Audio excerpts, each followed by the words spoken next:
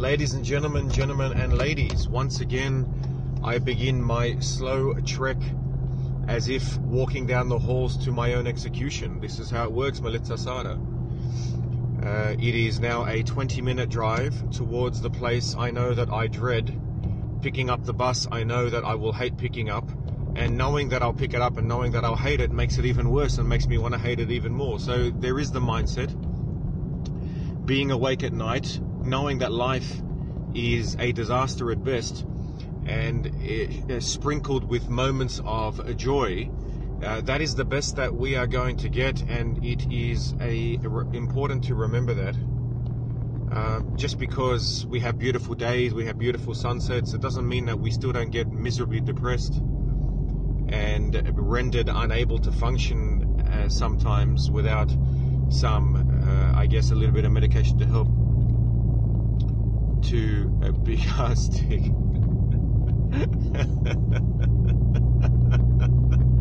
You know what's funny? That actually sort of helps.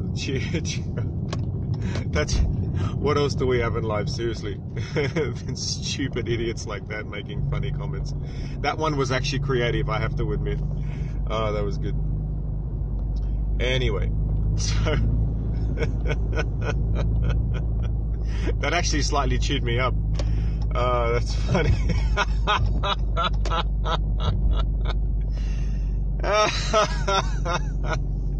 Hello, Melissa Sada and Jade. Lovely to see you guys again.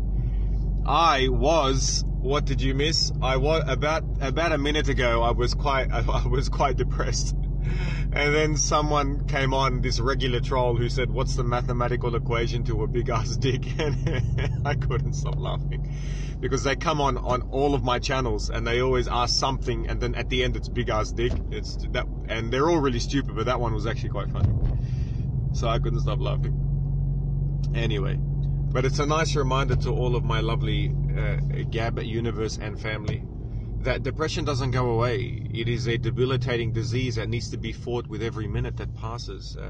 That is why Gab Life exists, that channel where I go out and sit and enjoy the sunsets and have the fruit and do the gym, do the exercise. Because as you guys know, some of you know that the book was launched with the publisher yesterday. I'm starting school next week. Congratulations to them. I'm sorry to the teachers. So yeah, and people think, look at, you hear it a lot. You get comments of people saying, look, this guy the life looks like it's amazing to other people. I guarantee you it's the exact opposite. And it is the same for everyone. Life feels like you get the short end of the stick, but really being alive is the short end of the stick, when not being alive is not having the stick at all. If that makes any sense. Yeah.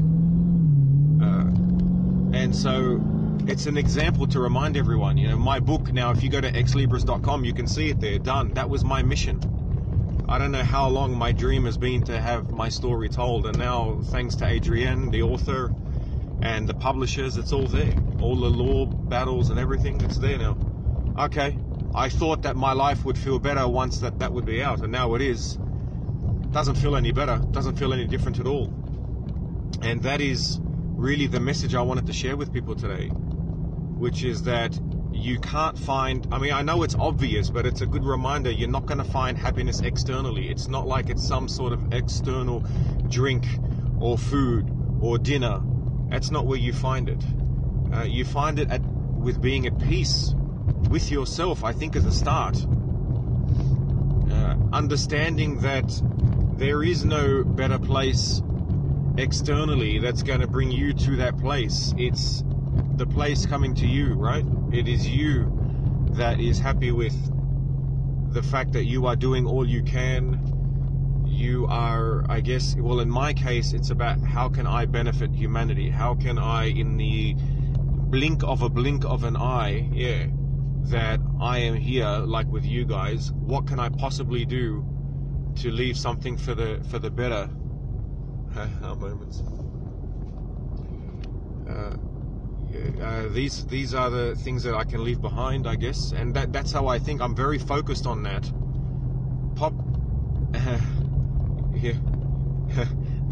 There's a joke there with loving yourself.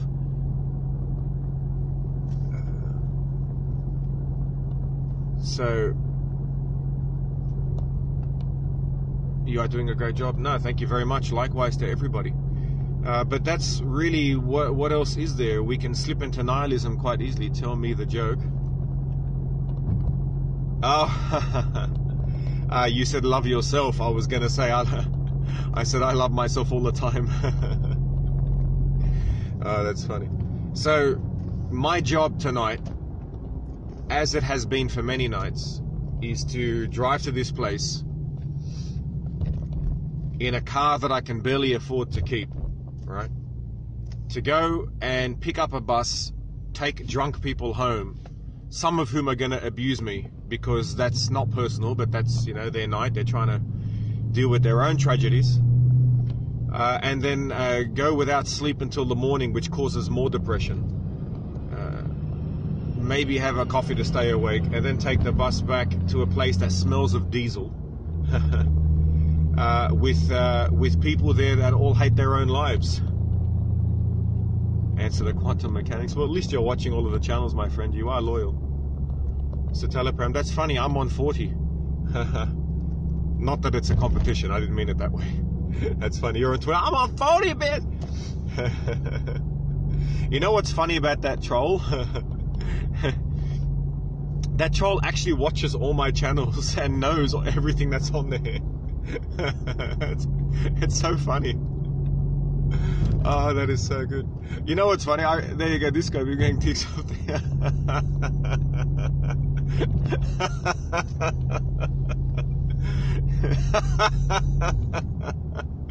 That's actually really funny. The troll is a smart.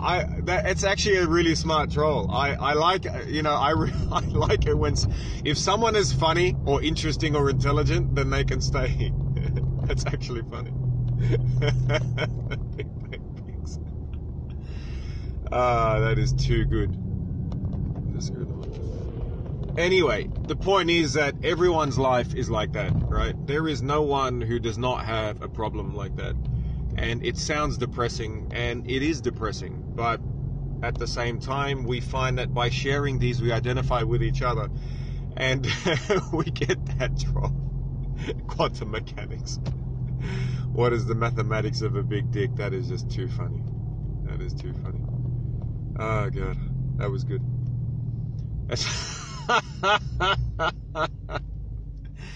Oh, that is too funny. I don't know why that's so funny. It takes a lot of courage to do what you do. I don't know if it takes courage or just stupidity. I'm not sure yet. They seem to be closely related.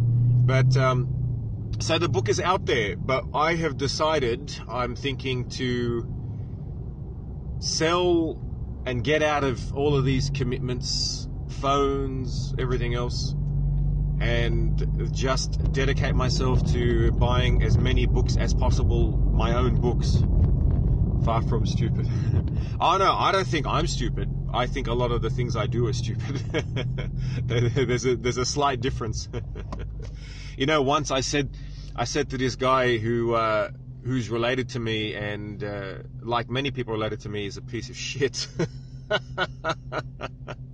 I'll buy your book. You are human, yeah. You are too kind. Yeah, xlibris.com, by the way. I posted the link on Twitter. I've got to sell another 15,000 books so I can get the signed copies out. It's so funny. Yeah. Anyway, yeah. I said to him he was acting like a dickhead, and he said, "So I'm calling him a dickhead." And I said, and that was really funny. You reminded me, because I'm like, no. You can act like a dickhead, but it doesn't mean you are a dickhead. The Earth from Andromeda, they would see the Earth in Roman times. Yes, this is a very good point. It would be much further back than Roman times. Yeah, it depends on which part. But yeah, that's a very good point. I was looking at, in astronomy, I thought you were going to make a joke about if you look at the Earth from Andromeda, you would see a big dick or something. I thought it was the troll. Oh, that is too good. Now I'm trolling myself. Oh, that is too funny. Anyway, so I hope everyone else is well. And that's it. You plow through it. Life does not. Look at this. I'm an author. You are making my morning. I'm glad. That is good to know. You know, like I came back from the Wagga thing. The freaking lady was a biatch. She was rude. I put on like 1 kilo, which is 2 pounds. All these little stupid things. My wife calls me an idiot. I say, you married a dickhead. What did you expect? That's not bad. Not a bad one at all, my friend. It should be part of the vows. The biatch from Wagga. Yeah, that's right. You guys have good memories. You go on my Instagram, you'll see the shot of the moon that I took. Hey, hello, Eva. Lovely to see you. Always a pleasure. Everyone's got their damn problems, my friends. Almost won't come in until they see. And advanced, which will take a very long time. Well, you know, supposedly the Andromeda and Milky Way are going to collide in about, what, 5 billion years, roughly? I think the sun will be long gone by then.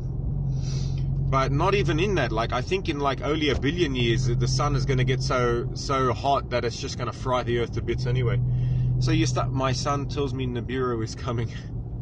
Yeah, tell him get in line. 5 billion. Yep. Every jackass had their load. My grandmother said that. And every ass jacks their load. Oh, look at this. I'm trolling myself yet again. Anyway. So the thing is, I'm talking to you guys because now I'm about to sit on 5 hours of mad ass depression, and what I'll do is I'll take a bit of extra citalopram so that I don't slip into some really bad depression. And it is definitely a genetic flaw, and it happens a lot with people that are on the liberal side more. Sun will expand. Yeah, it's still expanding, shrink as a glowing ball of nothing. Yes, this is true. This is very true. And by then the earth will not even exist. And we bury our dead, and yet, you know, it's very easy to slip into nihilism. And slipping into nihilism is then what allows totalitarianism to form, and then the cycle continues. We oscillate between totalitarianism and nihilism, sometimes in the same century. Yeah. And then you wonder why are we doing this? What is the whole point? You think you move up in life, and then do you know what Reiki is? Reiki? No, I'm not sure what I know what Reiki is. Sounds like Melitza Sada, a scope from you is coming, explaining on what Reiki is. Yeah, quite interesting. And then we get stuck in between. I don't know what's worse, those who believe in totalitarianism, you're a Reiki master, hey. Or those that can see it coming. I'm not sure what's worse. Yeah.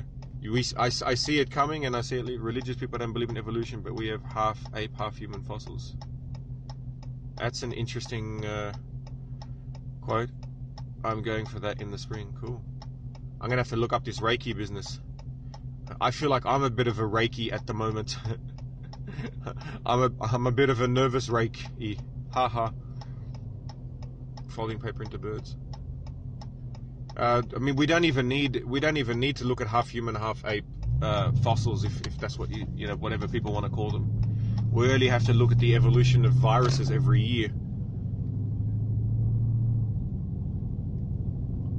We have in our DNA distance Reiki healing. Oh, that's very kind of you, Melitza Sada. No, don't worry. I talk to you guys to help everyone else, not to help me. Yeah. The prophet was always born to cry in the wilderness, and not to be respected by their own family. This is destiny. For those, there are those who don't see what's coming, and those who do. And life is happier for those who don't. But that's all right. They just go watch falling cats, which is a much better way to live sometimes, I think. But that's all right. There is a lot of beauty in pain. There's nothing wrong with pain at all. It's part of existence, and it's part of what gives birth to and matures wisdom. Yeah, ignorance is bliss, and knowledge brings forth pain and wisdom and prognostication. Positive's book, Yeah, that's it. And there is a natural tendency, for example, you talk to someone with more of a temper towards order, and they're just like, get over it, go to work and just move on. Everyone knows someone like that, and that's fine. Everyone has a different temperament. Those who are plugged into the universe without boundaries and come up with different ideas every second, like Pompous and Auntie May, etc. These people will not only be more sensitive to new ideas, but more sensitive to pain. This is completely and utterly normal. And they don't teach this to students who are of a liberal temperament. They say some people are born gay. Well, some people are born liberal. Some people are born conservative. I'm talking not politically, as I'm talking temperamentally. And those who have a higher trait in openness and neuroticism are going to be sensitive to negative emotions quite severely. And so for me, I'm always going to have that debilitating part of my temperament. It's always going to be hard for me to hold down a job. It's always going to cause depression to have to go into something like that, to have to, tell someone something they don't want to hear. Interesting. And it drains her. So this is a natural. Negative thoughts breed more negative thoughts. Change your thoughts. Possibly, yeah. This is true. Yeah, positive thinking as well. Absolutely, it makes a big difference. And hence talking to you guys.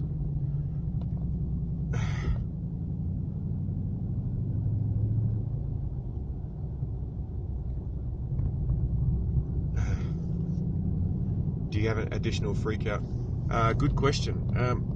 I have spent many years of training to not have those years of freakouts or those massive episodes. They used to be debilitating. Probably between the age of 25 and 28, the episodes were very debilitating. But that was a long time ago. That's like 8 years ago now. So that doesn't happen anymore. But now what I do is I still feel the pain. Oh, absolutely. Yeah, I have. I actually, you'll see some of my past scopes where I talk about my counselling. I think it's so important for everyone to have counselling, or at least someone to talk to in some capacity. Yeah, it's a biological, a physical state. It's not something that has to do with being sad. That's not what it is. And now for me, I'm on the other side. I am someone who has been through that and now shares it with you guys, just to remind you, or genetic or both. Oh, it's definitely genetic, but of course, like everything, it's always both. So there are those who are more susceptible, right? So, there are those who have a high tolerance to stress and may not be that creative. And they might make a brilliant, super manager who can handle unbelievable stresses, when you might have someone like an artist who can peer into the fabric of the universe and come out with the most unbelievable imaginative processes and displays for other people to then progress in civilization. But those people may not handle stress very well. So there is an inverse relationship between certain things. There is an advantage to being designed genetically or programmed or born a certain way. Yeah, absolutely. Well, not telling people might work for some people. For me, no, definitely. Speaking about it, I don't speak about it necessarily to help me, even though it does. It definitely helps me, but that's not really the reason I jump on here and talk to you guys. It's more because knowing that it is going to help other people and to let them know that they aren't the only ones going through it, that part is what helps me. So it is the knowledge of knowing that it is of benefit to other people. And that need to be of benefit to other people is something that I find is within me, whether I like it or not at this point. And on that note, I think we can all agree, and let us continue to enjoy the pain of life. And that reminds me, I've got to call my grandmother. She called me yesterday. and lovely to see everybody. I am gonna go drive this godforsaken bus. Big hugs. Take care.